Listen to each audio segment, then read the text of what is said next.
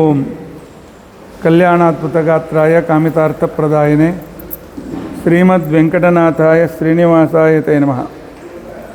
ಬ್ರಹ್ಮಾಂತ ಗುರವಃ ಸಾಕ್ಷಾದಿಷ್ಟಂ ದೈವಂ ತ್ರಯಪತಿ ಆಚಾರ್ಯ ಶ್ರೀಮದಾಚಾರ್ಯ ಸಂತು ಮೇ ಜನ್ಮಜನ್ಮನಿ ಚಿತ್ರೈ ಪದೇಶ್ಚ ಗಂಭೀರೆ ವಾಕ್ಯಮಾನೆ ಇರಖಂಡಿತೈ ಗುರುಭಾವಂ ವ್ಯಂಜಯಂತಿ ಭಾತಿಶ್ರೀ ಜಯತೀರ್ಥವಾಕ್ ನೋಮಿನ್ಯಾಯ ಸುಧಾಧಿಕೃಜ್ಜಯಮುನೀನ್ ಶ್ರೀಪಾದರಾಷ್ಟನ್ಮಣೀನ್ ವ್ಯಾಸಾರ್ಯಾನ್ ವಿವಿಧಾಗಮಾಪ್ತಿವಿಹರಾನ್ ಶ್ರೀವಾದಿರಾಜಾನಪಿ ವಂದೇ ಹಂಸವರಾನ್ ರಘುತ್ತಮಗುರುನ್ ಶ್ರೀರಾಘವೇಂದ್ರ ಪ್ರಭೂನ್ ಶ್ರೀ ಸತ್ಯಬೋಧಮುನಿಪಾನ್ ಧ್ಯಾನ ಪ್ರಮೋದಾನ್ ಗುರುನ್.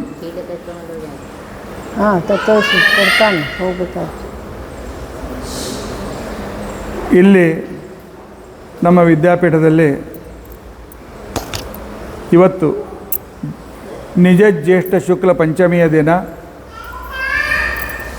ನಮ್ಮ ವಿದ್ಯಾಪೀಠದ 23 ವರ್ಷ ಪೂರ್ತಿಯಾಗಿ 24ನೇ ವರ್ಷ ಪ್ರಾರಂಭವಾಗ್ತಾ ಇದೆ. ಈ 24ನೇ ವರ್ಷದ ವರ್ಧಂತಿ ಉತ್ಸವದ ಸಂದರ್ಭ ಇಲ್ಲಿ ನಿಮಗೆ ನಾವು ಕಲಶ ಇಟ್ಟ ಮತ್ತು ಅಭಿಷೇಕ ಮಾಡಿದ ವಿಡಿಯೋ ಕೂಡ ಕಳಿಸ್ತೇವೆ. ಆದರೆ ಇಲ್ಲಿ ಇರ್ತಕ್ಕಂತಹ ಕ್ರಮ ಏನಿದೆ ಅಂತಿಕೊಂಡಂತ ಅನ್ನೋದನ್ನು ತಿಳಿದುಕೊಳ್ಳಬೇಕು ಅಂತ ಹೇಳಿ ಉಲ್ಟಾ ಕರ್ಸ್ಕೊ ಇಲ್ಲಿ ಪ್ರಶ್ನೆ ಮಾಡೋದಕ್ಕೋಸ್ಕರ ನನ್ನ ಮಗಳು ಬಂದಿದ್ದಾಳೆ. ಕೆಲವು ಪ್ರಶ್ನೆಗಳನ್ನು ಕೇಳ್ತಕ್ಕಂಥವಳಿದ್ದಾಳೆ ಇವತ್ತಿನ ಈ ಕಾರ್ಯಕ್ರಮದ ಸಂದರ್ಭದಲ್ಲಿ. ಈ ಕಾರ್ಯಕ್ರಮವನ್ನು ನಾವು ಕೇವಲ ಅಂಧವಿಶ್ವಾಸದಿಂದ ಮಾಡ್ತಾ ಇಲ್ಲ, ಪರಮಾತ್ಮನ ಪೂರ್ಣಾನುಗ್ರಹ ಪ್ರಾಪ್ತವಾಗಬೇಕು, ಭಗವಂತ ನಮ್ಮ ಮೇಲೆ ಅನುಗ್ರಹಿತನಾಗಬೇಕು ಅಂತ ಹೇಳಿ ಈ ಕಾರ್ಯಕ್ರಮವನ್ನು ಮಾಡ್ತಾ ಇದ್ದೇವೆ. ಇದರ ಬಗ್ಗೆ ಪ್ರಶ್ನೆ ಬಂದಂತೆ ನಾನು ಉತ್ತರಿಸ್ತಾ ಹೋಗ್ತೇನೆ. ಅಪ್ಪಾಜಿ, ಇಲ್ಲಿ ಚಕ್ರಾಬ್ಜ ಮಂಡಲ ಮಾಡಿದ್ರಿ, ಚಕ್ರಾಬ್ಜ ಮಂಡಲ ಮಾಡಿ ಅದ್ರಾಗ ಕಲಶ ಇಟ್ರಿ. ಚಕ್ರಾಬ್ಜ ಮಂಡಲ ಯಾಕೆ ಮಾಡಿದ್ರಿ, ಆಮೇಲೆ ಅದ್ರಾಗ ಕಲಶ ಯಾಕೆ ಸ್ಥಾಪನೆ ಮಾಡಿದ್ರಿ?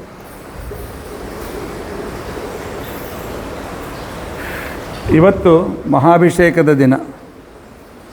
ಅಂದರೆ ಯಾವ ದಿವಸ ಪ್ರತಿಮಾ ಸ್ಥಾಪಿತವಾಗ್ತದೆ, ಇವತ್ತಿನಿಂದ 23 ವರ್ಷಗಳ ಹಿಂದೆ ನಮ್ಮ ಸ್ವರೂಪೋದ್ಧಾರಕರಾಗಿರ್ತಕ್ಕಂತಹ ಪರಮ ಪೂಜ್ಯ ಶ್ರೀ ಸತ್ಯಾತ್ಮತೀರ್ಥ ಶ್ರೀಪಾದಂಗಳವರು ನಮ್ಮ ಈ ವಿದ್ಯಾಪೀಠಕ್ಕೆ ಬಂದು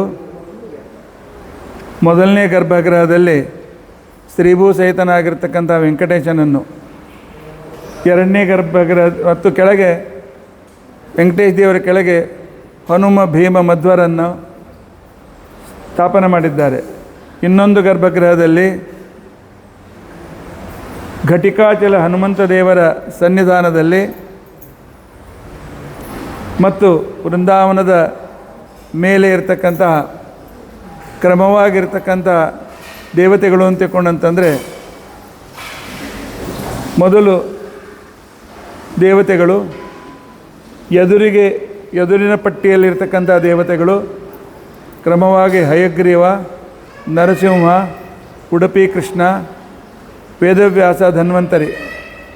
ಆನಂತರ ವೃಂದಾವನದ ಎಡಪಟ್ಟಿಯಿಂದ ಮತ್ಸ್ಯ, ಕೂರ್ಮ, ವರಾಹ, ನಾರಸಿಂಹ, ಹಿಂದೆ ವಾಮನ, ಪರಶುರಾಮ, ರಾಮ, ಕೃಷ್ಣ, ಬುದ್ಧ, ಕಲ್ಕಿ. ಆನಂತರ ಬಲಬದಿಯ ಪಟ್ಟಿಯ ಮೇಲೆ ಇಲ್ಲಿ ನೀವು ಕಾಣತಕ್ಕಂಥ ವಾಸುದೇವ, ನಾರಾಯಣ ವಾಸುದೇವ, ಸಂಕರ್ಷಣ, ಪ್ರದ್ಯುಮ್ನ, ಅನಿರುದ್ಧ ಪ್ರತಿಮೆಗಳು ಆ ವೃಂದಾವನದಲ್ಲಿ ಕೆತ್ತಿಸಲ್ಪಟ್ಟಿವೆ. ಅದರ ಕೆಳಗಿನ ಪಟ್ಟಿಯಲ್ಲಿ ಕೇಶವಾದಿ 24 ರೂಪಗಳ ಪರಮಾತ್ಮ ರೂಪಗಳನ್ನು ಕೆತ್ತಿಸಲಾಗಿದೆ. ಅದರ ಕೆಳಗಿನ ಎದುರಿಗೆ ಇಲ್ಲಿ ಆರಾಧ್ಯನಾದ ಶ್ರೀಭೂ ಸಹಿತ ವೆಂಕಟೇಶ ದೇವರು. ಆನಂತರ ಅದರ ಸುತ್ತಲೂ ಕ್ರಮವಾಗಿ ಒಂದು ಕಡೆಗೆ ನಾರಾಯಣ, ಇನ್ನೊಂದು ಕಡೆಗೆ ವಾಸುದೇವ, ಇನ್ನೊಂದು ಕಡೆಯಲ್ಲಿ ಪದ್ಮನಾಭ. ಶ್ವೇತದ್ವೀಪ, ಅನಂತಾಸನ, ವೈಕುಂಠ ಈ ಮೂರು ಇವುಗಳ ಸನ್ನಿಧಾನ. ಅದರ ಕೆಳಗೆ 96 ರೂಪದಲ್ಲಿ ಮಹಾಲಕ್ಷ್ಮೀ ದೇವಿ ಆ ತಾವರೆಗಳಲ್ಲಿ ಅವೆಲ್ಲ ವೃಂದಾವನದಲ್ಲಿ ಕಲ್ಲಿನಿಂದ ಕೆತ್ತಿಸಲಾಗಿದೆ. ಅಲ್ಲಿ ಲಕ್ಷ್ಮೀದೇವಿಯ ಸನ್ನಿಧಾನ ಇದೆ. ಅದರ ಕೆಳಗೆ ವಾಯುದೇವರು, ಹನುಮ, ಭೀಮ, ಮಧ್ವರು. ಅವರ ಪಾದದ ಹತ್ತಿರ ಟೀಕಾಕೃತ್ಪಾದರು, ಶ್ರೀಪಾದರಾಜರು, ವ್ಯಾಸರಾಜರು, ವಾದಿರಾಜರು, ರಘುತ್ತಮರು, ರಾಘವೇಂದ್ರ ಪ್ರಭುಗಳು, ಸತ್ಯವ್ರತರು, ಸತ್ಯಬೋಧರು, ಸತ್ಯಧ್ಯಾನರು, ಸತ್ಯಪ್ರಮೋದರು 10 ಜನರ ಮೃತ್ತಿಕಾ ವೃಂದಾವನ. ಆ ಪಟ್ಟಿಯ ಮೇಲ್ಬದಿಯಲ್ಲಿ ಪೀಠದೇವತೆಗಳು. ಅದರ ಕೆಳಗೆ ಶೇಷದೇವರು, ವಾಯುದೇವರ ಆಮೆಯ ರೂಪದ ವಾಯುದೇವರ ಬಾಲದಲ್ಲಿ ಸನ್ನಿಹಿತರ. ಮತ್ತು ದೇವತಾ ಸನ್ನಿಧಾನ ಚೆನ್ನಾಗಿ ಬರಬೇಕು. ಆನಂತರ ಸ್ವಾಮಿಗಳು, ಮಹಾಸ್ವಾಮಿಗಳು 23 ವರ್ಷಗಳಿಂದ ವಿಶೇಷ ಸನ್ನಿಧಾನವನ್ನು ಕಲ್ಪಿಸಿಕೊಟ್ಟಿದ್ದಾರೆ. ಈ 23 ವರ್ಷಗಳಲ್ಲಿ ನಮಗೆ ಅನೇಕ ಸಲ ಅನುಭವಗಳು ಬಂದಿವೆ. ಆದರೆ ಪ್ರತಿ ವರ್ಷ ಸ್ಥಾಪನಾ ಮಾಡಿದ ದಿವಸ ಚಕ್ರಾಬ್ಜ ಮಂಡಲವನ್ನು ಮಾಡಿ ಅದರಲ್ಲಿ 16 ಪ್ರಮುಖ ಕಲಶ, ಆನಂತರ ಉಳಿದ 34 ಉಪಕಲಶಗಳನ್ನು ಇಟ್ಟು ಅಜಾದಿ ಏಕೋತ್ತರ ಶತ ದೇವತೆಗಳನ್ನು 51 ಕಲಶ, ಮಧ್ಯದಲ್ಲಿ ಪ್ರಧಾನ ಕಲಶ, ಚಂದ್ರಮಂಡಲಸ್ಥ ಆರಾಧ್ಯ ದೇವತೆ ಶ್ರೀಭೂಸೇತ ವೆಂಕಟೇಶನ ಆವಾಹನ, ಸಂರಕ್ಷಕನಾಗಿರ್ತಕ್ಕಂಥ ನರಸಿಂಹದೇವರ ಆವಾಹನ ಮಾಡಿ, ಆನಂತರ ಶಾಸ್ತ್ರದಲ್ಲಿ ಹೇಳಿದ ಕ್ರಮದಲ್ಲಿ 16 ದ್ರವಗಳು, ಅದರಲ್ಲಿ ಗಂಧೋದಕ ಇದೆ, ಚಂದನೋದಕ ಇದೆ, ಕಪ್ಪು ಸಾಸಿವೆ ಉದಕ ಇದೆ, ಬಿಳಿ ಸಾಸಿವೆ ಉದಕ ಇದೆ, ಕುಂಕುಮ, ಅರಿಶಿನ, ಪಂಚಗವ್ಯ, ಆನಂತರ ಶತೌಷಧಿ, ಆಮೇಲೆ ಕಟು ಔಷಧಿಗಳು, ಆನಂತರ ಕದಲಿ ಪುಷ್ಪ, ಬಾಳೆ ಎಲೆ ಹೂವು, ಗೋಧಿ, ಆನಂತರ ಲೋಹೋದಕ, ಉಷ್ಣೋದಕ, ಈ ರೀತಿಯಾಗಿರ್ತಕ್ಕಂಥ 16 ತರಹದ ದ್ರವ್ಯಗಳನ್ನು 16 ಕಲಶಗಳಲ್ಲಿ ಇಟ್ಟು ವಿಧಿಪೂರ್ವಕವಾಗಿ ಕಲಶ ಪೂಜೆಯನ್ನು ಮಾಡಿ, ಆ ಒಂದೊಂದು ಕಲಶದ ನೀರಿನಲ್ಲಿ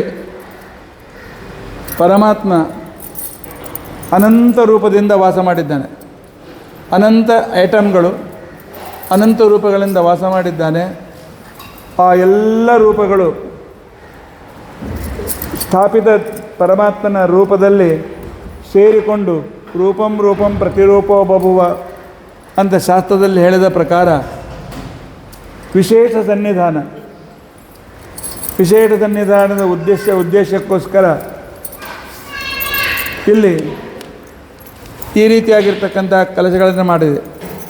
ಇನ್ನು ಚಕ್ರಾಬ್ಜ ಮಂಡಲದ ಕಾರಣ ಉದ್ದೇಶ ಅಂತಂದರೆ, ಚಕ್ರಾಬ್ಜ ಮಂಡಲದಲ್ಲಿ 7 ಕೋಟಿ ಮಂತ್ರಗಳ ಸನ್ನಿಧಾನ ಇದೆ. ಒಂದಲ್ಲ ಎರಡಲ್ಲ, 7 ಕೋಟಿ ಮಂತ್ರಗಳ ಸನ್ನಿಧಾನ ಇದೆ. ಅಷ್ಟು ಮಂತ್ರ ಸಹಿತದಿಂದ ಸ್ತುತ್ಯನಾಗಿರ್ತಕ್ಕಂಥ ಭಗವಂತನನ್ನು ಇಲ್ಲಿ ಆವಾಹನ ಮಾಡಿ ಮನಃಪೂರ್ವಕವಾಗಿ ಮತ್ತು ವಿಶಿಷ್ಟ ಮಂತ್ರಗಳಿಂದ, ಬೇರೆ ಬೇರೆ ಮಂತ್ರಗಳಿವೆ. ಅರ್ಘ್ಯಕ್ಕೊಂದು ಮಂತ್ರ ಇದೆ, ದಂತಧಾವನಕ್ಕೊಂದು ಮಂತ್ರ ಇದೆ, ಜಿಹ್ವಾ ನಿರ್ಲೇಪನಕ್ಕೋಸ್ಕರ ಒಂದು ಮಂತ್ರ ಇದೆ, ಪಾದ್ಯಕ್ಕೆ, ಆಚಮನೀಯಕ್ಕೆ, ಅರ್ಘ್ಯಕ್ಕೆ, ಈ ರೀತಿಯಾಗಿ ವಿಶೇಷ ಮಂತ್ರಗಳಿಂದ ನಾವು ಆವಾಹನ ಮಾಡಿ ಆ ಮಂತ್ರಗಳಿಂದ ಪರಮಾತ್ಮನಿಗೆ ಅಭಿಷೇಕವನ್ನು ಮಾಡ್ತೇವೆ. ಇದಾದ ನಂತರ ಷೋಡಶೋಪಚಾರ ಪೂಜಾ ನೈವೇದ್ಯ ಇತ್ಯಾದಿ. ಆ ಸಂಕಲ್ಪದಲ್ಲಿ ಈ ರೀತಿಯಾಗಿರ್ತಕ್ಕಂಥ ಒಂದು ಇದೆ. ಅಸ್ಮಿನ್ ಪ್ರತಿಮಾಯಾಂ ವಿಶೇಷ ಸಾನ್ನಿಧ್ಯಾರ್ಥಂ ತಥಾ ಅಸ್ಮಿನ್ ರಾಷ್ಟ್ರೇ, ನಮ್ಮ ದೇಶದಲ್ಲಿ, ನಮ್ಮ ಊರಿನಲ್ಲೆಲ್ಲ, ಸಂಪೂರ್ಣ ನಮ್ಮ ದೇಶದಲ್ಲಿ, ನಮ್ಮ ಸಂಪೂರ್ಣ ಪರಿಸರದಲ್ಲಿ ಒಳ್ಳೆಯ ಸುವೃಷ್ಟಿ, ಅನ್ನ ಸಮೃದ್ಧಿ ಇತ್ಯಾದಿಗಳಿಂದ ಎಲ್ಲರಿಗೂ ಸಿಕ್ಕು ಎಲ್ಲರಿಗೂ ಆಯು ಆರೋಗ್ಯಾದಿಗಳು ಪ್ರಾಪ್ತವಾಗಲಿ ಅಂತ ತಿಳ್ಕೊಂಡಂಥೇಳಿ ಪರಮಾತ್ಮನಿಗೆ ಪ್ರಾರ್ಥನೆ ಮಾಡ್ತಕ್ಕಂಥ ಒಂದು ಸಂಕಲ್ಪ ಮಾಡಿಕೊಂಡು ಈ ಅಭಿಷೇಕದ ಕಾರ್ಯಕ್ರಮವನ್ನು ಮಾಡಲಾಗಿದೆ. ಆದ್ದರಿಂದಾಗಿ ಇಲ್ಲಿ ಸತ್ಯ ಮೊದಲಾದ ಮತ್ತು ಕೇಶವಾದಿ ದ್ವಾದಶ ರೂಪಗಳು ಪ್ರಧಾನ ರೂಪಗಳಲ್ಲಿ ಸನ್ನಿಹಿತವಾಗಿರುತ್ತವೆ.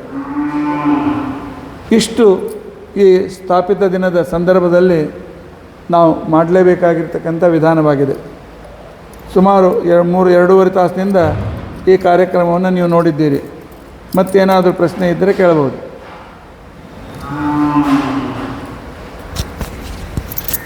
ಚಕ್ರಾಬ್ಜ ಮಂಡಲ ಒಳಗೆ ಯಾಕಿಟ್ರಿ? ಅವೆಲ್ಲ ಕಲಶಗಳು ಸ್ಥಾಪನೆ ಮಾಡಿದ್ರಲ್ಲ, ಈ ಚಕ್ರಾಬ್ಜ ಮಂಡಳ ಒಳಗೆ ಯಾಕಿಟ್ರಿ? ಅದರದ್ದು ಚಕ್ರಾಬ್ಜ ಮಂಡಲದಲ್ಲಿ 7 ಕೋಟಿ ಮಹಾಮಂತ್ರಗಳ ಸನ್ನಿಧಾನ ಮತ್ತು ಸಂಪೂರ್ಣ ಜಗತ್ತಿನ ಸನ್ನಿಧಾನ ಇದೆ. ಮಧ್ಯದಲ್ಲಿ ತ್ರಿಕೋಣ ಮಂಡಲ, ಯಂ ರಂ ವಂ, ಅಗ್ನಿಬೀಜ, ವಾಯುಬೀಜ, ಆನಂತರ ಅಪ್ಪೀಜ, ನೀರಿನ ವರುಣ ಬೀಜ, ಅದರ ಮಧ್ಯದಲ್ಲಿ ಘೃಣಿ ಅಂತನೂ ಹೆಸರಿನಿಂದ ಸೂರ್ಯಾಂತರ್ಗತನಾಗಿರ್ತಕ್ಕಂಥ ನಾರಾಯಣ ಇದ್ದು ಸಂಪೂರ್ಣ ಜಗತ್ತನ್ನು ನಿಯಮನ ಮಾಡ್ತಾನೆ. ನಿಯಮನ ಮಾಡೋದಕ್ಕೋಸ್ಕರ ಅಲ್ಲಿ ಯಂ ರಂ ವಂ, ಹೂಹು ಭುವಃ ಸ್ವಃ, ಅ ಉಮ, ಆ ತ್ರಿಕೋಣಗಳಲ್ಲಿ ಈ ರೀತಿಯಾಗಿರ್ತಕ್ಕಂಥ ಉಪಾಸನ. ಅದರ ಹೊರಗಿನದಲ್ಲಿ ಓಂ ನಮೋ ನಾರಾಯಣಾಯ ಅಷ್ಟಾಕ್ಷರ ಮಂತ್ರದ ಉಪಾಸನ. ಅದಕ್ಕಿಂತ ಮೊದಲು ಕ್ಲೀಂ ಶ್ರೀಕೃಷ್ಣಾಯ ನಮಃ ಅನ್ನುವ ಷಡಕ್ಷರ ಮಂತ್ರದ ಅನುಸಂಧಾನ. ನಾರಾಯಣ ಮಂತ್ರದ ಹೊರಗೆ ಅನ್ನುವ ಪರಮಾತ್ಮನ ಆ ರೂಪಗಳ ಸನ್ನಿಧಾನ. ಅದರ ಹೊರಗೆ ಶುಕ್ಲ ಪಕ್ಷದಲ್ಲಿ ಕೇಶವಾಯ ನಮಃ, ನಾರಾಯಣಾಯ ನಮಃ, ಮಾಧವಾಯ ನಮಃ, ಗೋವಿಂದಾಯ ನಮಃ, ವಿಷ್ಣವೇ ನಮಃ, ಮಧುಸೂದನಾಯ ನಮಃ, ತ್ರಿವಿಕ್ರಮಾಯ ನಮಃ, ವಾಮನಾಯ ನಮಃ, ಶ್ರೀಧರಾಯ ನಮಃ, ಋಷಿಕೇಶಾಯ ನಮಃ, ಪದ್ಮನಾಭಾಯ ನಮಃ, ದಾಮೋದರಾಯ ನಮಃ. ಕೃಷ್ಣ ಪಕ್ಷದಲ್ಲಿ ಸಂಕೃಷ್ಣಾಯ ನಮಃ, ವಾಸುದೇವಾಯ ನಮಃ, ಪ್ರದ್ಯುಮ್ನಾಯ ನಮಃ, ಅನಿರುದ್ಧಾಯ ನಮಃ, ಪುರುಷೋತ್ತಮಾಯ ನಮಃ, ಅಧೋಕ್ಷಜಾಯ ನಮಃ, ನಾರಸಿಂಹಾಯ ನಮಃ, ಅಚ್ಯುತಾಯ ನಮಃ, ಜನಾರ್ದನಾನ್ ಉಪೇಂದ್ರಾಯ ನಮಃ, ಹರೇ ನಮಃ, ಶ್ರೀಕೃಷ್ಣಾಯ ನಮಃ. ಅದರ ನಂತರ ಅದರ ಹೊರಗೆ ಗಾಯತ್ರಿ ಪ್ರತಿಪಾದ್ಯನಾಗಿರ್ತಕ್ಕಂಥ ಗಾಯತ್ರಿಯಲ್ಲಿ 24 ಅಕ್ಷರದ ಪ್ರತಿನಿಧಿಯಾದಂಥ ಪರಮಾತ್ಮನ ಮತ್ತು ಆಯಾ ಅಕ್ಷರ ಅಭಿಮಾನಿ ದೇವತೆ ತದಂತರ್ಗತ ಭಾರತೀಯ ಮುಖ್ಯ ಪ್ರಾಣಾಂತರ ಪರಮಾತ್ಮನ ರೂಪಗಳ ಚಿಂತನೆ. ಅದರ ನಂತರ ಅದರ ಹೊರಗೆ ಸೂರ್ಯ ರಾಶಿ ನಕ್ಷತ್ರಗಳಲ್ಲಿ ಸಂಕ್ರಮಿತನಾಗ್ತಾನೆ. ಅದಕ್ಕೋಸ್ಕರ 12 ರಾಶಿಗಳ ಇದು ಸನ್ನಿಧಾನ. ಅದರ ಹೊರಗೆ 27 ನಕ್ಷತ್ರಗಳ ಸನ್ನಿಧಾನ. ಆ ನಂತರ ಅದರ ಹೊರಗೆ 27 ನಕ್ಷತ್ರಗಳ 4 ಚರಣಗಳು. ಆ 4 ಚರಣಗಳ 108 ಅಕ್ಷರಗಳ ವಿನ್ಯಾಸ. ಅದರ ಜೊತೆಯಲ್ಲಿ ಪ್ರಭವೋ ವಿಭವ ಶುಕ್ಲ ಪ್ರಮೋದೋತ ಪ್ರಜಾಪತಿ ಅಂತ ಹೇಳಿ 60 ವರ್ಷಗಳ ಸನ್ನಿಧಾನ. ಆಯಾ ವರ್ಷಗಳ ಅಭಿಮಾನಿಗಳ ಸನ್ನಿಧಾನ. ಒಟ್ಟು ಕಾಲನಿಯಾಮಕನಾಗಿರ್ತಕ್ಕಂಥ ಪರಮಾತ್ಮ ಈ ಸಂಪೂರ್ಣ ಜಗತ್ತನ್ನು ನಮ್ಮನ್ನು ಸಂರಕ್ಷಣೆ ಮಾಡ್ತಾನೆ ಅಂತ ತಿಳ್ಕೊಂಡಂತೇಳಿ ಚಿಂತನೆಯನ್ನು ಮಾಡಬೇಕು ಚಕ್ರಾಬ್ಜ ಮಂಡಲದಲ್ಲಿ. ನಾನು ಭಾಳ ಸಂಕ್ಷಿಪ್ತವರ ಕ್ರಮದಲ್ಲಿ ಹೇಳಿದ್ದೇನೆ. ಯಾಕೆ ಗ್ರಹಗಳು ಮಂದಗತಿಯಲ್ಲಿ ಹೋಗ್ತಾ ಇರುವಾಗ ಅಜವೀಥಿಯಲ್ಲಿರ್ತದೆ. ಅದಕ್ಕಿಂತಲೂ ಮಂದಗತಿ ಇತ್ತು ಅಂದರೆ ಹಸ್ತಿವೀಥದಲ್ಲಿರ್ತದೆ. ಆನಂತರ ರಥವೀಥಿಯಲ್ಲಿ ನಕ್ಷತ್ರಗಳ ಗಮನ ಇರ್ತದೆ.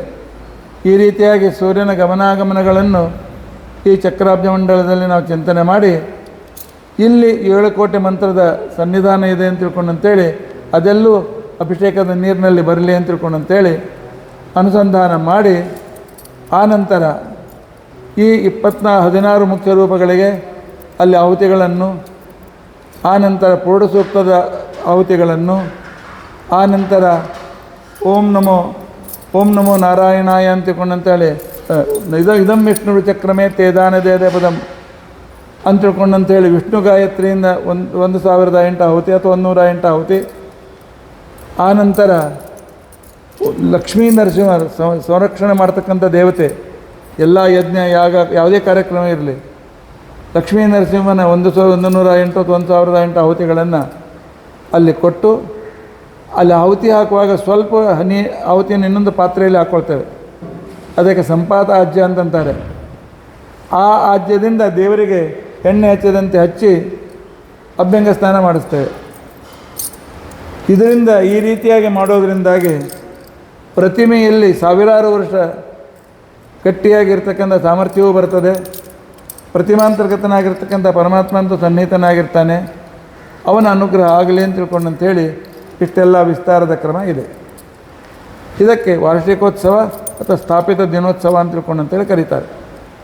ವರ್ಧಂತಿ ಉತ್ಸವ ಅಂತಲೂ ಕರೀತಾರೆ. ಸೊ ಈ ಮಂಡಲ ಅಂದರೆ ಇದು ಎನರ್ಜಿ ಅಟ್ರಾಕ್ಷನ್ ಮಾಡ್ತದೆ, ದೇವ್ರದ್ದು ಸನ್ನಿಧಾನ ಅಟ್ರಾಕ್ಟ್ ಮಾಡ್ತದೆ ಇದು. ಹೌದು, ಭಗವಂತನನ್ನು ಅನೇಕ ಸನ್ನಿಧಾನದಲ್ಲಿ ಪೂಜೆ ಮಾಡಬೇಕು ಅಂತ ನಿಯಮ ಇದೆ. ಒಂದು ಸಾಕ್ಷಾತ್ ಅಗ್ನಿಯಲ್ಲಿ, ಇನ್ನೊಂದು ಬೇರೆ ಬೇರೆ ಮಂಡಲಗಳಲ್ಲಿ, ಮೂರನೇದ್ದು ಪ್ರತಿಮೆಗಳಲ್ಲಿ, ನಾಲ್ಕನೇದ್ದು ಪಂಚಮಹಾಭೂತಗಳಲ್ಲಿ. ಹೀಗೆ ಬೇರೆ ಬೇರೆ ಅಧಿಷ್ಠಾನದಲ್ಲಿ ಭಗವಂತನ ಆರಾಧನೆಯನ್ನು ಮಾಡಬೇಕು ಅಂತ ತಿಳ್ಕೊಂಡಂತೇಳಿ ತಂತ್ರಸಾರದಲ್ಲಿ ಆಚಾರ್ಯ ನಮಗೆ ತಿಳಿಸಿದ್ದಾರೆ. ಆದ್ದರಿಂದಾಗಿ ಮಂಡಲಾರ್ಚನೆ ಇದು ಕೂಡ ಬಹಳ ಮಹತ್ವಪೂರ್ಣವಾದದ್ದು, ಜನರಿಗೆ ಆಕರ್ಷಕವಾಗಿರ್ತಕ್ಕಂಥದ್ದು. ಅದಕ್ಕೋಸ್ಕರವೇ ಪ್ರತಿಯೊಂದು ವಾಸ್ತುಮಂಡಲ ಬೇರೆ ಇದೆ, ಗೃಹಮಂಡಲ ಬೇರೆ ಇದೆ, ಆನಂತರ ಸುದರ್ಶನ ಮಂಡಲ ಬೇರೆ ಇದೆ. ಈ ರೀತಿಯಾಗಿ ಆಯಾ ಹೋಮಕ್ಕೆ ಅನುಸಾರವಾಗಿರ್ತಕ್ಕಂಥ ಮಂಡಲಗಳು. ಆನಂತರ ಇಲ್ಲಿ ಗುರುಗಳನ್ನು ಮೊದಲು, ಆನಂತರ ಗಣಪತಿ ಮತ್ತು ಗುರುಗಳನ್ನು ನಾವು ಇಲ್ಲಿ ಸನ್ನಿಹಿತರಾಗಿರ್ತಕ್ಕಂಥವರನ್ನು, ಇಲ್ಲಿ ಗುರುಗಳನ್ನು ನಮ್ಮ ಮುಖ್ಯ ಗುರುಗಳು ತಾಯಿ ಲಕ್ಷ್ಮೀದೇವಿ, ಅವಳನ್ನು ಇಟ್ಟುಕೊಂಡು ಆನಂತರ ಬ್ರಹ್ಮಾಂತ ಗುರುವ ಸಾಕ್ಷಾತ್ ಎಲ್ಲ ಗುರುಗಳು, ಅವರ ಅನುಗ್ರಹವನ್ನು ಸಂಪಾದನೆ ಮಾಡಿಕೊಳ್ತೇವೆ. ಆ ಕಡೆ ಇರ್ತಕ್ಕಂಥದ್ದು ಹೋಮಸ್ಥಂಡಿಲ. ಆ ಸ್ಥಂಡಿಲದಲ್ಲಿ ನಾವು ಎಷ್ಟೆಲ್ಲ ಆಹುತಿಗಳನ್ನು ಅಲ್ಲಿ ಸಮರ್ಪಣೆ ಮಾಡಿದ್ದೇವೆ. ಸ್ಥಂಡಿಲ ಇರಲಿ, ಜಗತ್ತಿನ ಶಕ್ತಿಯನ್ನು ತನ್ನ ಕಡೆಗೆ ಹೇಳ್ಕೊಳ್ತದೆ. ಆ ಶಕ್ತಿಯ ಸನ್ನಿಧಾನದಲ್ಲಿ ನಾವಿರೋದರಿಂದಾಗಿ ಆ ಶಕ್ತಿಯ ಲಾಭವು ನಮಗೆ ಪ್ರಾಪ್ತಿಯಾಗ್ತದೆ. ಅದಕ್ಕೋಸ್ಕರ ಮಂಡಲ, ಸ್ಥಂಡಿಲ ಇತ್ಯಾದಿ ವಿಧಾನಗಳನ್ನು, ಇದೆಲ್ಲ ಜಾಮೆಟ್ರಿಕಲ್ ಆಗಿರ್ತದೆ. ಇಷ್ಟೇ ಸ್ಕ್ವೇರ್ ಫೀಟ್ ಇರಬೇಕು, ಇಷ್ಟೇ ಸ್ಕ್ವೇರ್ ರೌಂಡ್ ಇರಬೇಕು, ಇಷ್ಟೇ ಆಯತ ಇರಬೇಕು, ಇಷ್ಟೇ ವಿಭಾಗ ಇರಬೇಕು, ಇಷ್ಟೇ ಡಿಗ್ರಿಯಲ್ಲಿರಬೇಕು, ಇದೆಲ್ಲವನ್ನು ಇಲ್ಲಿ ಪರಿಪಾಲನೆ ಮಾಡಲಾಗ್ತದೆ. ಇಂಥ ಸ್ಥಂಡಿಲಗಳು ಸುಮಾರು ಕಾರ್ಯಪತ್ಯ, ಆಹ್ವಾನೀಯ ಇತ್ಯಾದಿ ಅನೇಕ ಸ್ಥಂಡಿಲಗಳು ಹೌದು. ಅದೊಂದು ವಿಸ್ತಾರವಾದಂಥ ಶಾಸ್ತ್ರ. ಅದನ್ನು ಪ್ರತ್ಯೇಕವಾಗಿ ತಿಳಿದುಕೊಳ್ಳೋದಕ್ಕೋಸ್ಕರ ನಾವು ಪ್ರಯತ್ನಿಸೋಣ. ಮತ್ತು ಇದು ಪ್ರತಿ ವರ್ಷ ಯಾಕೆ ಮಾಡಬೇಕು? ಪ್ರತಿ ವರ್ಷ ಯಾಕೆ ಮಾಡಬೇಕು ಅಂತಂದರೆ, 1 ವರ್ಷ ಸಂವತ್ಸರವಾದ ಮೇಲೆ ಅರ್ಚಕಶ್ಯ ತಪೋಬಲ ಅಂತಕ್ಕಂಥವನ ತಪಸ್ಸಿನ ಪ್ರಕಾರ ಪ್ರತಿಮೆಯಲ್ಲಿ ಸನ್ನಿಧಾನ ಇರ್ತದೆ. ಕೆಲವು ಸಲ ಪ್ರಧಾನ ಅರ್ಚಕರಿಲ್ಲದೆ ಅವರು ಇನ್ನೊಬ್ಬರಿಗೆ ಒಪ್ಪಿಸಿಕೊಡ್ತಾರೆ, ಮತ್ತೊಬ್ಬರಿಗೆ ಒಪ್ಪಿಸಿಕೊಟ್ಟಿರ್ತಾರೆ. ಅವರು ಅರ್ಚನೆ ಹೇಗೆ ಮಾಡ್ತಾರೋ ಅದು ಬಂದವರಿಗೆ ಕೊಟ್ಟಿರ್ತಾರೆ, ಮಾತು ಬೇರೆ. ಅದ್ರಲ್ಲಿ ಹೆಚ್ಚು ಕಡಿಮೆ ಆಗಲಿಕ್ಕೆ ಸಾಧ್ಯತೆ ಇದೆ. ಆನಂತರ ಮಂದಿರಕ್ಕೆ ಆಗಿನ ಕಾಲದಂತೆ ಬಂದಿ ಮಾಡಲಿಕ್ಕೆ ಆಗೋದಿಲ್ಲ. ಎಲ್ಲ ತರಹದ ಜನ ಬರ್ತಾರೆ, ಪವಿತ್ರರಾಗಿರ್ಬೋದು, ಅಪವಿತ್ರರಾಗಿರ್ಬೋದು. ಆ ಜನರಿಂದ ಈ ಏನು ಪರಿಸರದಲ್ಲಿ ಏನು ನೆಗೆಟಿವ್ ವೈಬ್ರೇಷನ್ ಅಂತಿದೆ, ಆ ಎಲ್ಲ ವೈಬ್ರೇಷನ್ಗಳನ್ನು ದೂರ ಮಾಡಿ ಮತ್ತು ಸಂಪೂರ್ಣವಾದಂಥ ಇಲ್ಲಿ ಬಂದವರಿಗೆ ಭಗವಂತನ ಅನುಗ್ರಹ ಆಗಬೇಕು, ಶಾಂತಿ ಸಿಗಬೇಕು. ಇಷ್ಟೆಲ್ಲ ಉದ್ದೇಶದಿಂದ ಮಂದಿರ ಅಂತಂದರೆ ಇದೆಲ್ಲ ಮಾಡಲೇಬೇಕಾಗ್ತದೆ. ಅದಕ್ಕೋಸ್ಕರ ನಾವು ಮಂದಿರಕ್ಕೆ ಹೋಗಬೇಕು, ಶಾಂತಿ ಸಿಗುವುದಕ್ಕೋಸ್ಕರ. ಅದೆಲ್ಲ ಈ ರೀತಿಯಾಗಿರ್ತಕ್ಕಂಥ ಆವಾಹನ ವಿಧಾನಗಳು ಇಲ್ಲಿವೆ. ಆದ್ದರಿಂದಾಗಿ ಈ ವಿಧಾನಗಳನ್ನು ಪ್ರತಿ ವರ್ಷ ನಾವು ಮಾಡಬೇಕು.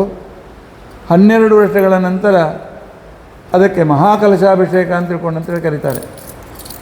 ಯಾರು ದೊಡ್ಡವರನ್ನು ಕಲಿಸಿ 108 ಕಲಶ ಇಲ್ಲ 1008 ಕಲಶಗಳಿಂದ ಪರಮಾತ್ಮನಿಗೆ ಆ ರೀತಿಯಾಗಿರ್ತಕ್ಕಂತಹ ವಿಶೇಷ ಅಭಿಷೇಕಾದಿಗಳನ್ನು ಮಾಡ್ತಕ್ಕಂಥ ಒಂದು ಕ್ರಮ ಶಾಸ್ತ್ರದಲ್ಲಿದೆ. ಆ ರೀತಿಯಾಗಿರ್ತಕ್ಕಂಥ ಕ್ರಮ ಮುಂದಿನ ವರ್ಷ 24 ವರ್ಷ ಆಗ್ತದೆ. 12ನೇ ವಯಸ್ಸು ನಾವು ಮಾಡಿದ್ದೇವೆ.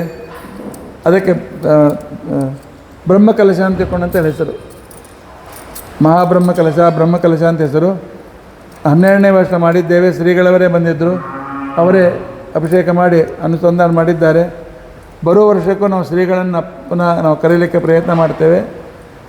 ಬರೋ ವರ್ಷ 2ನೇ ಮಹಾ ಕಲಶಾಭಿಷೇಕ ಇರ್ತದೆ. ಆವಾಗ ಶಕ್ತಿ ಅನುಸಾರವಾಗಿರ್ತಕ್ಕಂಥ ವಿಸ್ತಾರ ಇತ್ಯಾದಿಗಳಿಂದ ಕ್ರಮವಾಗಿ ಮಾಡ್ತೇವೆ. ಇದು ಪ್ರೊಸೀಜರ್ಸ್ ಭಾಳ ಅವ ಇವು. ಆದರೆ ಎಲ್ಲ ಪಾಲಿಸ್ತಾರ ಅಥವಾ ಪಾಲಿಸಂಗಿಲ್ಲ ಅಥವಾ ಪಾಲಿಸ್ಲಿಕ್ಕೆ ಏನಾಗ್ತದೆ? ಪ್ರೊಸೀಜರ್ ಬಹಳ ಇದೆ ಅಂತ ತಿಳ್ಕೊಂಡಂತಂದರೆ ಎಷ್ಟು ಹೇಳಿದ್ದಾರೆ ಅಷ್ಟು ಮಾಡಲೇಬೇಕು. ಅಭ್ಯಾಸ ಮಾಡಬೇಕು, ತಯಾರು ಮಾಡಿಕೊಳ್ಬೇಕು, ಮೊದಲು ರಿಹರ್ಸಲ್ ಮಾಡಬೇಕು, ಆನಂತರ ಮತ್ತೆ ಎಲ್ಲ ರೀತಿಯಾಗಿ ಮಾಡಬೇಕು. ಇನ್ನು ಎಲ್ಲ ತಿಳಿದ ಮೇಲೆ ಮನಃಪೂರ್ವಕವಾಗಿ ಮಾಡುವಾಗ ಸ್ವಲ್ಪ ಹೆಚ್ಚು ಕಡಿಮೆ ಆಗಿದೆ, ಪರಮಾತ್ಮ ಕ್ಷಮಿಸ್ತಾನೆ. ಗೊತ್ತಿಲ್ಲದೆ ಇದ್ದರೆ ಇದನ್ನು ಮಾಡಲಿಕ್ಕೆ ಹೋಗಬಾರ್ದು. ಆಪರೇಷನ್ನಲ್ಲಿ ಅರ್ಧ ಬರ್ತದೆ, ಅರ್ಧ ಬರೋದಿಲ್ಲ ಅಂತಂದರೆ ಮನುಷ್ಯ ಉಳಿತಾನೇನು? ಅರ್ಧ ಆಪರೇಷನ್ ಸರಿ ಮಾಡ್ತೇನೆ, ನಂತರದ ಗೊತ್ತಿಲ್ಲ ಅಂದರೆ ಹೇಗೆ ಆಗೋದಿಲ್ಲೋ ಅದೇ ರೀತಿಯಾಗಿ ಇದೊಂದು ಆಪರೇಷನ್, ಭಗವಂತನ ಅನುಗ್ರಹ ಪಡೆಯುವ ಆಪರೇಷನ್. ಈ ಆಪರೇಷನ್ದಲ್ಲಿ ಪ್ರೊಸೀಜರ್ ಎಲ್ಲವೂ ಸರಿಯಾಗಿ ಆಗಲೇಬೇಕು. ಇನ್ನು ಅವನ ಶಕ್ತಿ ಮೀರಿ ಅನುಸಂಧಾನ ಹೆಚ್ಚಿತ್ತು ಅಂತಂದರೆ ಅದು ದೋಷ ಅವನಿಗೆ ಬರೋದಿಲ್ಲ. ಆದರೆ ಮುಖ್ಯ ಜವಾಬ್ದಾರಿ ತೆಗೆದುಕೊಂಡಿರ್ತಕ್ಕಂಥ ವ್ಯಕ್ತಿ ಇದನ್ನು ಚೆನ್ನಾಗಿ ತಿಳಿದುಕೊಂಡು, ಅದಕ್ಕೋಸ್ಕರವೇ ನಾವು ಕಲಶಗಳನ್ನು ಇಡುವಾಗ ಸ್ವಲ್ಪ ಅಲ್ಲಿಡು ಇಲ್ಲಿಡು, ಈ ಪದಾರ್ಥ ಅಲ್ಲಿ, ಈ ಪೂರ್ವಕ್ಕೆ ಪಶ್ಚಿಮಕ್ಕೆ ಆಗ್ನೇಯಕ್ಕೆ ವಾಯವ್ಯಕ್ಕೆ ಬೇರೆ ಬೇರೆ ಪದಾರ್ಥಗಳು, ಅಲ್ಲಿ ಅಭಿಮಾನಿ ದೇವತೆಗಳು ಬೇರೆ, ಈ ರೀತಿಯಾಗಿರ್ತಕ್ಕಂಥ ಇವೆಲ್ಲ ಪ್ರೊಸೀಜರನ್ನು ಪರಿಪಾಲನೆ ಮಾಡಲೇಬೇಕು. ಪ್ರೊಸೀಜರ್ ಇಲ್ಲದೇ ಇದ್ದರೆ ಕಾರ್ಯಪೂರ್ತಿ ಆಗೋದಿಲ್ಲ. ಪ್ರೊಸೀಜರ್ಗೆ ನಮ್ಮಲ್ಲಿ ಏನಂತೇವೆ ಅಂತಿಕೊಂಡಂತಂದರೆ ವಿಧಿ ವಿಧಾನ ಅಂತಿಕೊಂಡಂತೇಳಿ ನಾವು ಪ್ರೊಸೀಜರ್ ಕಲಿತೇವೆ. ವಿಧಿ ವಿಧಾನ ಸರಿಯಾಗಬೇಕು, ಆನಂತರ ಮಂತ್ರೋಚ್ಚಾರಣೆ ಸರಿಯಾಗಬೇಕು, ಆನಂತರ ಬ್ರಾಹ್ಮಣರ ಭೋಜನ ಆಗಬೇಕು. ಭಗವದ್ಗೀತೆಯಲ್ಲಿ ಪರಮಾತ್ಮ ಹೇಳ್ತಾನೆ, ವಿಧಿಹೀನಂ, ಸರಿಯಾದ ಪ್ರೊಸೀಜರ್ ಇಲ್ಲದೇ ಇದ್ದರೆ. ಆನಂತರ ಮಂತ್ರಹೀನಂ, ಅಮಂತ್ರಕವಾದಂಥ ಪೂಜಾ ಪುನಸ್ಕಾರಾದಿಗಳು. ಆನಂತರ ಅನ್ನಹೀನಂ,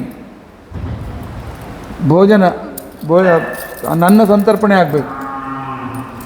ಈ ಮೂರಲ್ಲಿ ಯಾವುದೇ ಕಡಿಮೆ ಆದರೂ ಕೂಡ ಅದು ತಾಮಸ ಪೂಜಾ ಅಂತ ತಿಳ್ಕೊಂಡಂತ ಅನಿಸ್ಕೊಳ್ತದೆ. ಆದ್ದರಿಂದ ತಾಮಸ ಪೂಜೆ ಆಗಬಾರ್ದು. ಅದಕ್ಕೋಸ್ಕರ ವಿಧಿಹೀನಂ ಅಸೃಷ್ಟಾನ್ನಂ ಅಮಂತ್ರಕಂ ತಾಮಸಂ ಇತ್ಯುಚ್ಯತೆ ಅಂತ ತಿಳ್ಕೊಂಡಂತೇಳಿ ಭಗವದ್ಗೀತೆ ಶ್ಲೋಕ ಇದೆ. ಇಲ್ಲ, ಅದು ವಿಧಿಹೀನಂ ಅಸೃಷ್ಟಾನ್ನಂ ಮಂತ್ರಹೀನಂ ಅದಕ್ಷಿಣಂ ಯಜ್ಞಂ ತಾಮಸಂ ಪ್ರೋಕ್ತಂ ಅಂಥೇಳಿ ಭಗವದ್ಗೀತೆಯಲ್ಲಿ ಹೇಳಿದ್ದಾರೆ. ಮತ್ತು ಇದಕ್ಕೆ ಸರಿಯಾದ ದಕ್ಷಿಣೆಯನ್ನು ಕೂಡ ಕೊಡಬೇಕು. ಇವೆಲ್ಲ ಪ್ರೊಸೀಜರ್ಸ್ ನೀವು ಹೆಂಗೆ ಕಲ್ತ್ರಿ, ಹೆಂಗೆ ಗೊತ್ತಾಯ್ತು ನಿಮ್ಗೆ? ಇದನ್ನು ತಂತ್ರಸಾರವನ್ನು ನಾವು ಗುರುಗಳಿಂದ ಕಲ್ತಿದ್ದೆವು. ನಾನು ಕಲ್ತಿದ್ದೆ. ಮುಂದೆ ಅದರ ವ್ಯಾಖ್ಯಾನಗಳು, ಆನಂತರ ಪುಸ್ತಕಗಳು, ಅದರಿಂದ ಮಾಡಿದ ಪ್ರಾಕ್ಟೀಸು, ಆನಂತರ ದೇವಾಲಯ ಮಾಡಿದ ಮೇಲೆ ಅದನ್ನು ಸಂಪೂರ್ಣವಾಗಿ ಅಭ್ಯಾಸ ಮಾಡಲೇಬೇಕಾಯಿತು. ಆನಂತರ ಅನೇಕ ಕಡೆಯಲ್ಲಿ ದೊಡ್ಡ ದೊಡ್ಡವರು ಮಾಡ್ತಕ್ಕಂಥ ಯಜ್ಞಯಾಗಾದಿಗಳನ್ನು ನೋಡಿ ನಮ್ಮಲ್ಲಿ ಏನು ನ್ಯೂನತೆ ಇದೆ ಇತ್ಯಾದಿಗಳನ್ನು ಅದನ್ನು ನಾವು ಜೋಡಿಸ್ತಾ ಹೋಗಿದ್ದೆ.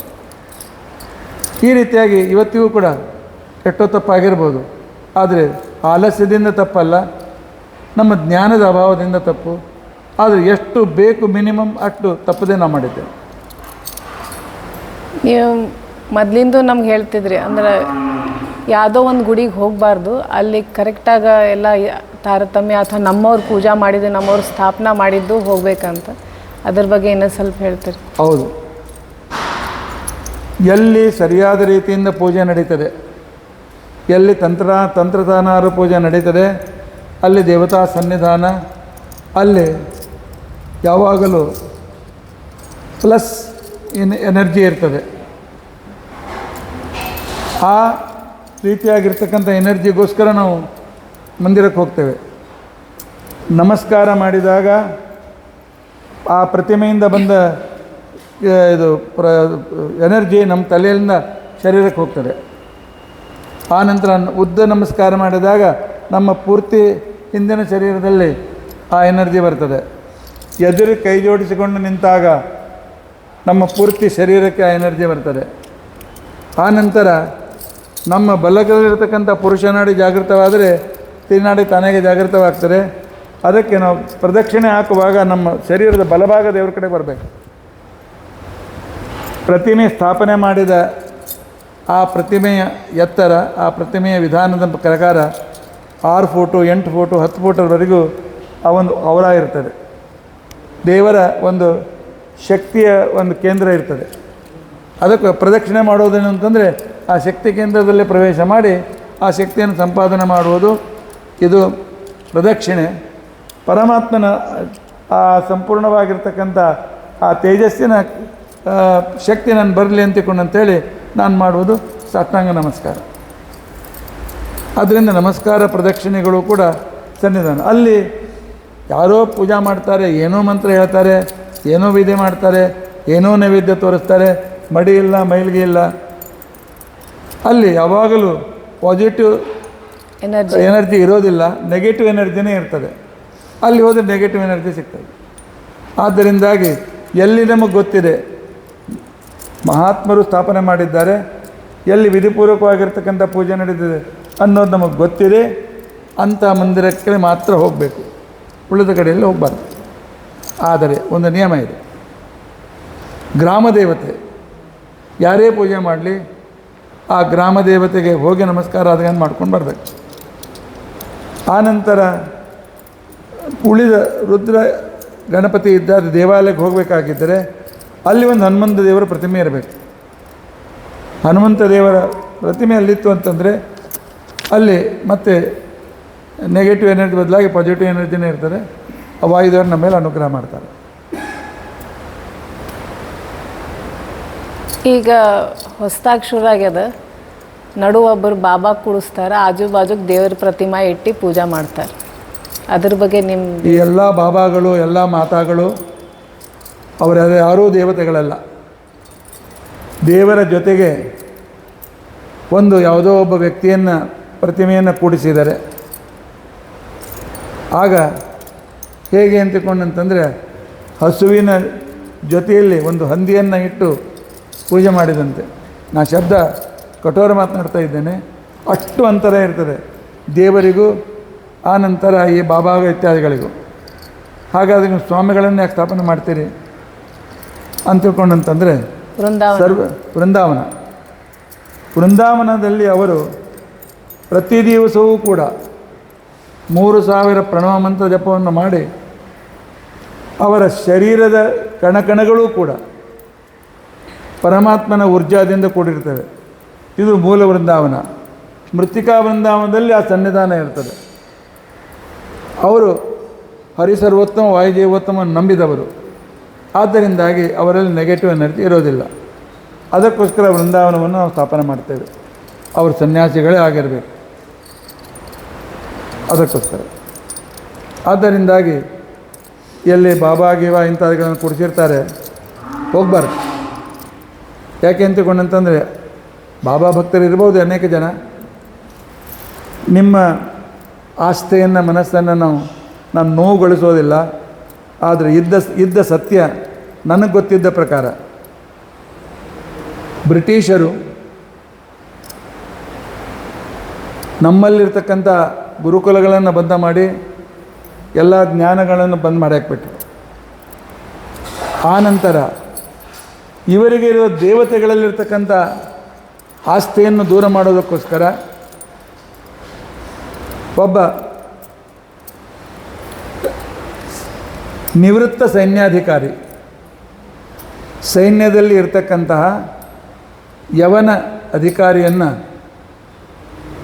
ಅವರು ಒಬ್ಬ ಬಾಬಾನಂತ ಮಾಡಿ ಕೂಡಿಸಿ, ಆ ನಂತರ ಹಣ ಕೊಟ್ಟು ಅನೇಕ ಜನರಿಗೆ ರೊಕ್ಕ ಕೊಟ್ಟು ಇವನ ಮಹಿಮೆ ಆಗಿದೆ ಹೀಗಿದೆ ಅಂತ ತಿಳ್ಕೊಂಡು ಅಂತೇಳಿ ಇವರೇ ಎಲ್ಲಕ್ಕಿಂತ ಶ್ರೇಷ್ಠ ದೇವತೆ ಅನಂತ ಕೋಟಿ ಬ್ರಹ್ಮಾಂಡ ನಾಯಕ ಅಂತ ತಿಳ್ಕೊಂಡಂತ ಅನ್ನೋ ರೀತಿಯಲ್ಲಿ ಪ್ರಚಾರ ಮಾಡಿ ಅದನ್ನು ಮಾಡಿರ್ತಕ್ಕಂಥ ಇದನ್ನು ಮಾಡಿದ್ದು ಬ್ರಿಟಿಷರು. ನಮ್ಮ ದೇವತೆಗಳನ್ನು ಈ ಜನರು ಮರೆಯಲಿ. ಮನೆಯಲ್ಲಿ ರಾಮದೇವ್ರ ಫೋಟೋ ಇಟ್ಕೊಳ್ಳೋದಿಲ್ಲ, ಕೃಷ್ಣನ ಫೋಟೋ ಇಟ್ಕೊಳ್ಳೋದಿಲ್ಲ, ಹನುಮಂತ ದೇವರ ಫೋಟೋ ಇಟ್ಕೊಳ್ಳೋದಿಲ್ಲ, ರಾಘವೇಂದ್ರ ಸ್ವಾಮಿಗಳ ಫೋಟೋ ಇರೋದಿಲ್ಲ. ಇವರಿಗಿಂತ ಈ ಬಾಬಾಗಳು ಶ್ರೇಷ್ಠತೆ ಅಲ್ಲ, ಸರ್ವತಾ ಅಲ್ಲ. ಆದ್ದರಿಂದಾಗಿ ಅವರು ದೊಡ್ಡವರು ಇರಬಹುದು, ಆಯ್ತು, ನಮಸ್ಕಾರ, ಇದು ಅವ್ರ ಬಗ್ಗೆ ನಮ್ಮ ದ್ವೇಷ ಇಲ್ಲ. ಆದರೆ ನಮ್ಮ ದೇವರಿಗಿಂತ ಅವ್ರು ದೊಡ್ಡವರಲ್ಲ, ಇದು 100% ನಮಗೆ ನಿಶ್ಚಯ ಇದೆ. ಆದ್ದರಿಂದಾಗಿ ಎಲ್ಲಿ ಇಂಥ ಬಾಬಾಗಳ ಸನ್ನಿಧಾನವನ್ನು ಇರ್ತಾ ಇರ್ತದೆ, ಶಾಸ್ತ್ರ ನಂಬಿತಿರ್ತಕ್ಕಂಥವ್ರು ಹೋಗೋ ಅವಶ್ಯಕತೆ ಇಲ್ಲ. ಇನ್ನು ಚಮತ್ಕಾರ ನಡೀತದೆ. ಚಮತ್ಕಾರ ಪಾಸಿಟಿವ್ ಎನರ್ಜಿಯಿಂದಲೂ ನಡೀತದೆ, ಚಮತ್ಕಾರ ನೆಗೆಟಿವ್ ಎನರ್ಜಿಯಿಂದಲೂ ನಡೀತದೆ. ಈ ಎರಡೂ ಥರದ ನೆಗೆಟಿವ್ ಎನರ್ಜಿಯಿಂದ ಚಮತ್ಕಾರ ನಡೀತಾ ಇದೆ. ಚಮತ್ಕಾರದ ಕ್ಷಣಕ್ಕೇನೆ ಅದು ದೇವರಿಗಿಂತ ಅವ್ರು ದೊಡ್ಡವರು ಅಂತ ಹೇಳೋಕ್ಕಾಗೋದಿಲ್ಲ. ಆದ್ದರಿಂದಾಗಿ ನಾವು ಹರಿಸರ್ವೋತ್ತಮ, ವಾಯುದೇವೋತ್ತಮ ಇತ್ಯಾದಿ ಶ್ರೇಷ್ಠ ಸನ್ನಿಧಾನದಿಂದ ಈ ರೀತಿಯಾಗಿ ನಾವು ಇದನ್ನು ತಿಳಿದುಕೊಂಡು ವಿಶೇಷವಾದ ರೀತಿಯಲ್ಲಿ ಭಗವಂತನಿಗೆ ನಾವು ವಿಶೇಷ ಆರಾಧನೆಯನ್ನು ಮಾಡೋಣ. ಪರಮಾತ್ಮ ಅನುಗ್ರಹವನ್ನು ಪಡೆಯೋದಕ್ಕೋಸ್ಕರ ಪ್ರಯತ್ನಿಸೋಣ. ಇನ್ನು ನೈವೇದ್ಯ ಆಗ್ತದೆ, ಎಲ್ಲರೂ ಪ್ರಸಾದವನ್ನು ಸ್ವೀಕರಿಸೋಣ. ಭಗವಂತ ಅನುಗ್ರಹಕ್ಕೆ ನಾವು ಪಾತ್ರರಾಗೋಣ.